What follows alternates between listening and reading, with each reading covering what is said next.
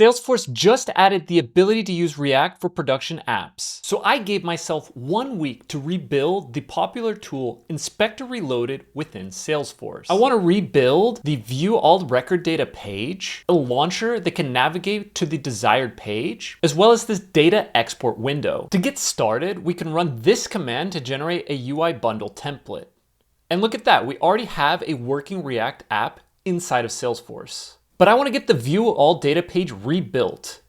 So if I create a record.tsx page and add that to the router, then I can use the Record UI API from the new SDK, which will retrieve all the field data for a given record ID. But we need to turn this record data into a table of field names and values. And the easiest way is using ShadCN's data table, which uses TanStack table under the hood.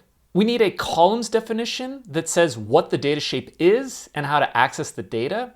And we also need a data table definition, which defines how the table will behave. Then we simply map the fields to a usable data structure and pass that directly to the table component. We can also map a few base fields to the page, like the name and the ID. But this is useless without a direct way of launching the React app from a Salesforce record. Because React apps are only deployable to this siloed app domain, we need a Lightning Web Component to bridge the standard UI to the React app. We can simply create a Lightning Web Component with the utility bar target, then add to our sales app.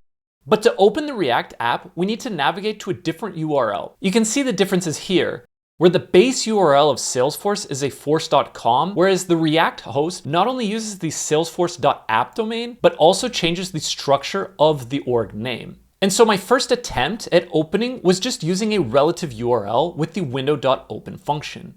But because of the differences in the domain structure, this doesn't work. And honestly, Salesforce recommends ditching the window.open function for the navigation mixin. But it was unclear which page reference type to use, so I started with the standard app type. And while this does work, we are in a weird state of the app homepage inside Salesforce instead of the React app. And with no clear path to fix that issue with the standard app type, as well as no other clear type to use, I decided to generate the URL and navigate directly. This means building an Apex controller that will give us the domain name and replacing the parts to navigate directly to our app. And clearly this works for my Scratch org, but I'm still skeptical if this will work for our production org.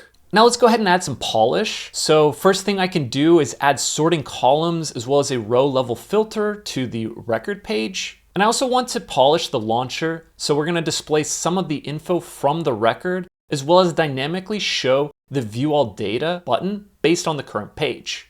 Also, I can add a route to the export page, which is what I'll be implementing next. And if you want to export more content from me, hit the subscribe button. It lets me know to make more content just like this. Here I have an input that will take a SQL query, and what I want to do is pass this query to the REST API. This is exactly how Inspector Reloaded works. But the issue is that when we use the SDK, the query endpoint is not available to us. And that is because the SDK has a limited amount of endpoints authorized. So the query endpoint, as well as the tooling API and many other features are not available for use. The workaround is simple, a REST resource. So I just quickly implemented one that will take the query from our input field, then query the data via Apex and return a response that holds that data. And now that we have the data, we can parse it into a table similar to how our record page works. But I also want to export the data to an Excel sheet. And so I can import a simple library and add the feature. And now that my target features are built, we need to ask one simple question. Can I deploy this to production? To get this installed, I wanted to package everything into an unlocked package. But I was running into an issue where the UI bundle was not supported in unlocked packages. So I removed this from the package version. Therefore, I packaged the remaining permission sets and REST resource and installed in my production org. Then I went and deployed the UI bundle via the SF CLI. And after assigning the permission set and adding the launcher to the utility bar, everything is working as expected.